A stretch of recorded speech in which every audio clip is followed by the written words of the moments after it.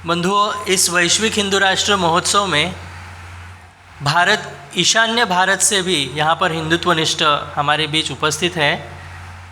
ईशान्य भारत के मणिपुर से आज हमारे बीच हिंदुत्ववादी आए हैं। तो सर्वप्रथम इस सत्र में मणिपुर में हो रहे हिंसाचार की वास्तविकता, इस विषय पर श्री प्रियानंद शर्मा जी हमारा मार्गदर्शन करेंगे। मैं श्री प्रियानंद शर्मा जी को व्यासपीठ पर आमंत्रित करता हूँ। आप मणिपुर धर्मरक्षक समिति के सदस्य हैं, जो कि पिछले कई दिनों से हम सुन रहे हैं मणिपुर की स्थिति के बारे में। तो मणिपुर में जो हिंसाचार चल रहा है उसके पीछे क्या सत्यता है, इस बारे में वो हमें जानकारी देंगे। मैं आपसे अनुरोध करता हूँ कि वे हम सभी का मार्गदर्शन करें।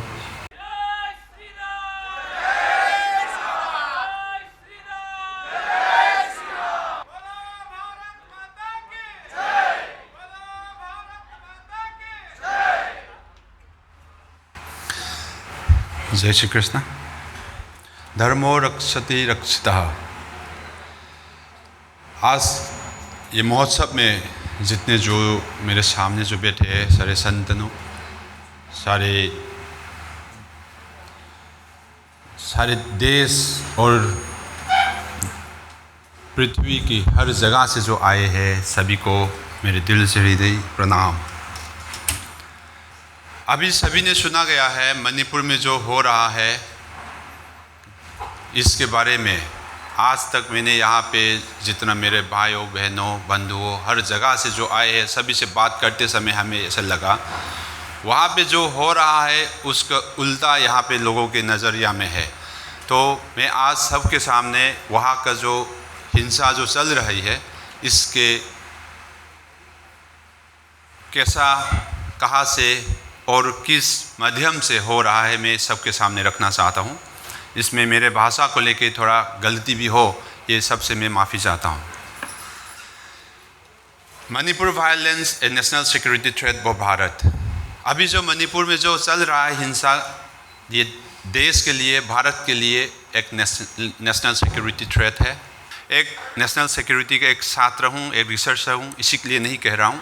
मैं इसलिए कह रहा हूँ जो हो रहा है वहाँ पे जो चल रहा है, ये व्यक्तिगत के रूप से वो लोग कौन है, मैं इस प्रकार से भी मैं आप सभी के सामने रखना चाहता हूँ। इसका प्रॉब्लम्स, मीन्स एंड मोड्स और उसका सॉल्यूशन हम हर स्लाइड के पीछे मैं थोड़ा बहुत सबके सामने एक्सप्लेन करना चाहता हूँ। ये प्रॉब्लम में आता है एक ग्लोबल कॉन्टेक्स्ट और एक है रीजनल कॉन्टेक्स्ट और लोकल कॉन्टेक्स्ट। ये ग्लोबल कॉन्टेक्स्ट में क्या है, ये वेस्टर्न वर्ल्ड थेसिस, इसमें फंडामेंटलिस्ट थेसिस और ये चाइनीज़ थेसिस।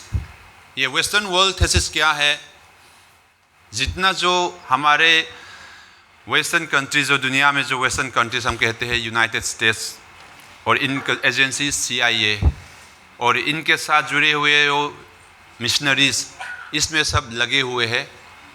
नॉर्थ ईस्ट एक ऐसा जगह है, पूर्वोत्तर भारत ऐसा जगह है, वहाँ पे एक टाइम बम रखा गया था। जब ब्रिटिश भारत छोड़ के चलने के समय, जब भारत और पाकिस्तान जो बनाया गया था 2 नेशन थ्योरी के वजह से, उसी समय से लेकर नॉर्थ ईस्ट को ब्रिटिश ने ऐसे बना के रखा गया है, एक समय में कभी भी वहाँ का जो टाइम बम फट सके। वो उसी समय का नतीजा है जो अभी हमारे सामने जो आज मणिपुर में जो दिख रहा है। चाहे वो हमें रिलीजन बेसिस में नहीं देखना चाहिए, फिर भी एक हिस्सा तो है ज़रूर। तो ये सब चीज़ हमें थोड़ा बहुत और थोड़ा डीपली हम चर्चा करेंगे। जो वेस्टर्न वर्ल्ड, इसमें क्या है, रिलीजन आ जाता है और यूनाइटेड स्टेट्स, CIA और बाकी जो मिशनरीज। तो इसके बाद हमें देखेंगे फंडामेंटलिस्ट थेसिस। फंडामेंटलिस्ट थेसिस में सभी को पता है फंडामेंटलिज्म कैसा काम करते हैं और किस रूप से दिखा जाता है। जितना जो बांग्लादेशी जो आते हैं वहाँ पे इलीगली, म्यांमार से जो लोग आते हैं रोहिंग्यास, ये सब इसके रूप में जाते हैं। जब वहाँ पे इंट्रोड हो जाते हैं तो पता नहीं कहाँ से कैसे इन लोगों को आधार कार्ड मिल जाता है। जो हमको लगता था एक वोटर ID कार्ड बनाने में 1 महीने 2 महीने 1 साल लग जाता था, वो 24 घंटे में इनको मिल जाता है। आधार कार्ड इनको इतना जल्दी मिल जाता है जैसे वो दुकान में भेजते हैं। तो इसी तरीका वहाँ पे चल रहा है। इसमें एजेंसीज का भी गलतियाँ तो है, पर हम इस चीज़ को कैसे रोका जाता है उसका अभी तक परिणाम हमको नहीं मिल रहा है। तो मेरे भाइयों बहनों जितना जो अभी यहाँ बैठे हैं, पूर्वोत्तर भारत ऐसा जगह है वहाँ पे घुसपैठी जैन के से 100 गुना ज़्यादा होते हैं, पर आज तक कभी किसी ने वहाँ की लोगों के जो हो रहा है स्थिति को ना जाने। इस तरफ जितने लोग यहाँ पे प्रचार चल रहा है, बिना देखे बिना जाने जो सुनता है वही कॉन्टेक्स्ट में बोलते जा रहा है। इसमें हमें थोड़ा ध्यान देने की ज़रूरत पड़ता है। तो इसके बाद साइनिस थीसिस, ये बहुत बड़ी एरिया है जो हमने इग्नोर भी नहीं कर सके, और इग्नोर करे भी हम क्या कर सकते हैं। तो साइनिस थीसिस में जो लोग होता है वहाँ पे एंटी इंडिया इस्टाब्लिश जो है, एंटी इंडिया इस्टाब्लिशमेंट को हम कैसे रुक जाए, एंटी इंडिया इस्टाब्लिशमेंट जितना जो बैठे हैं हम इन लोगों को कैसे हम मुकाबला कर सके, इसमें भी हम चर्चा करनी चाहिए, हम चिंतन भी होनी चाहिए।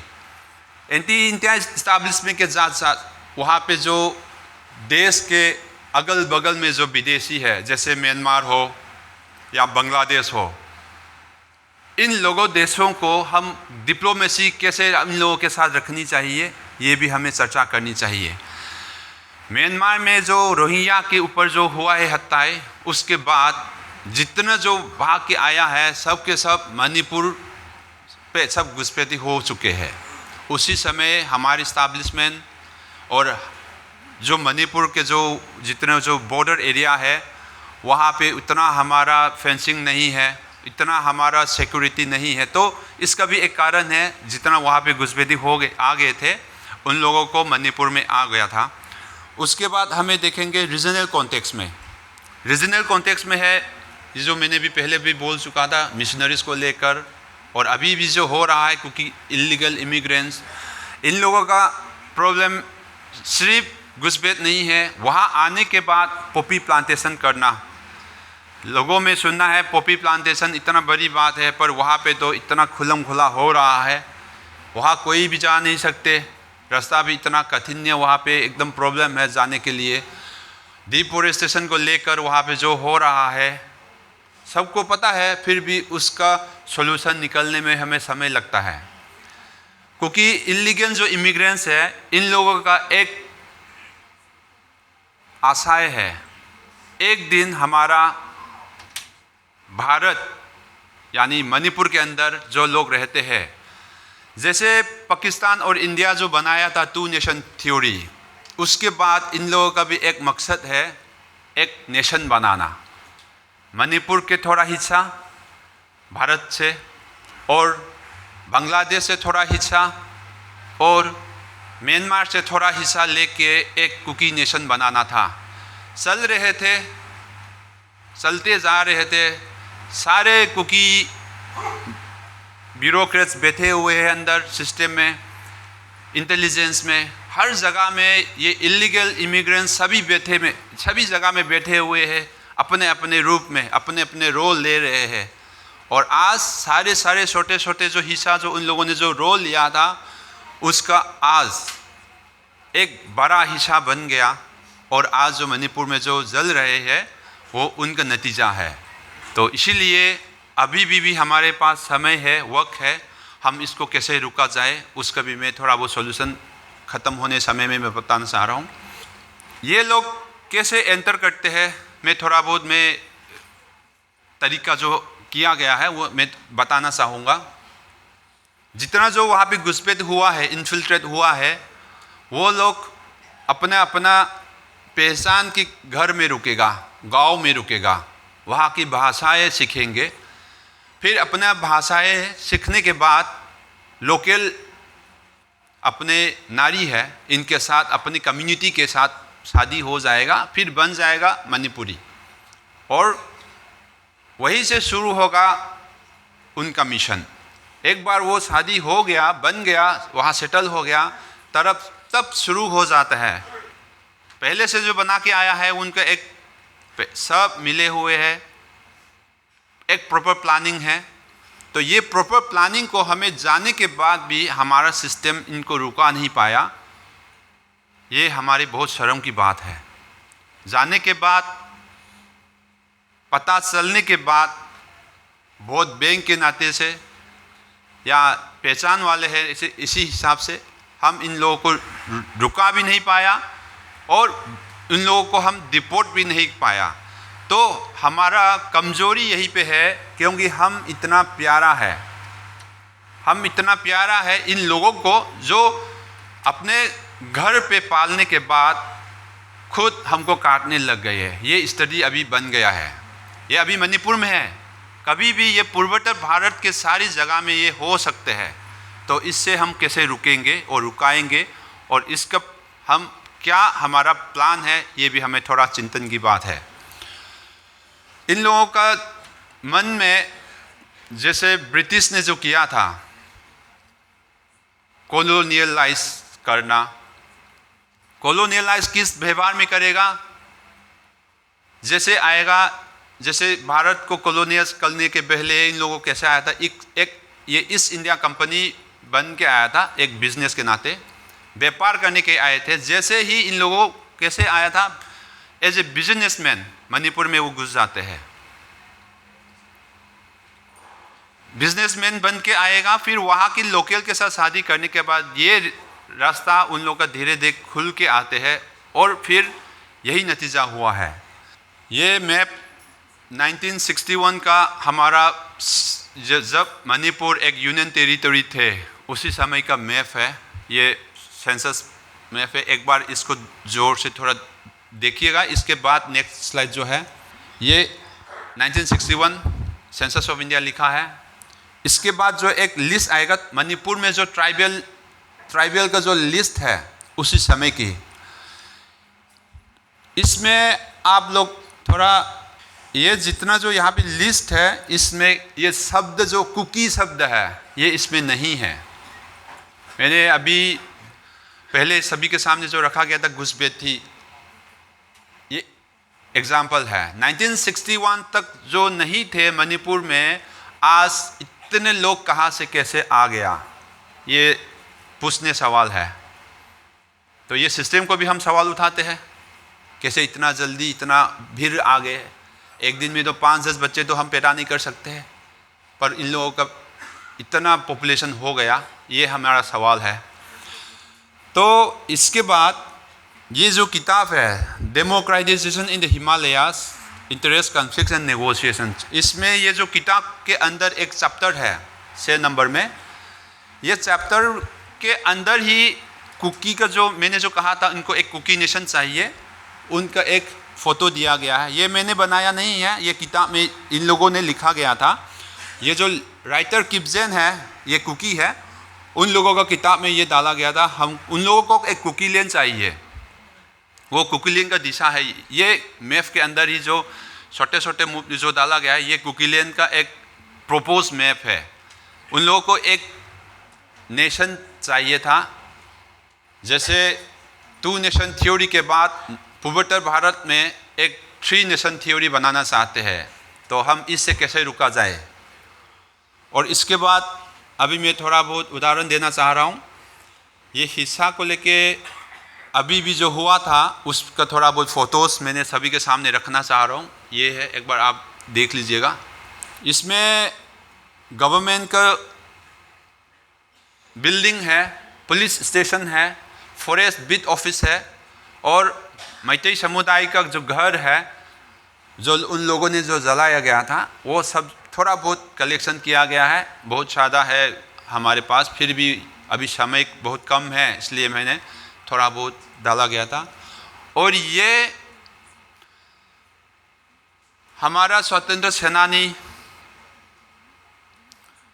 सुरजान सिंह की पत्नी माताए सरोजिनी देवी जी है, उनको जिंदा जलाया गया था।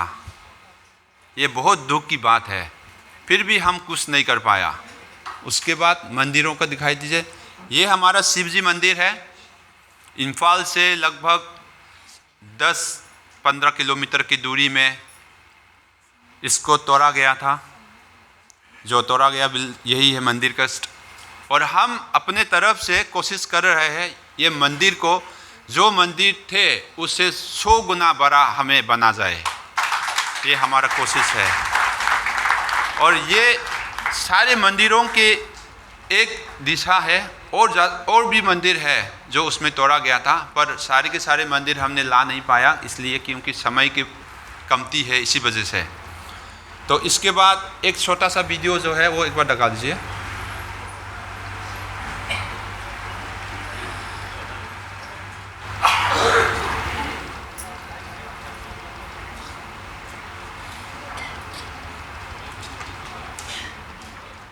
और ये हमारा लोकल मंदिर है, जैसे इसको पाखंग मंदिर बोला जाता है।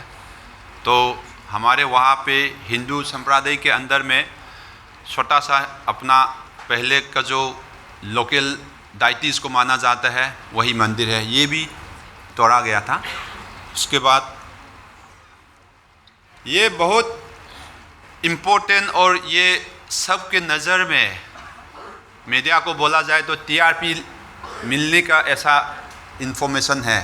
ये एबीपी न्यूज़ में डाला गया था।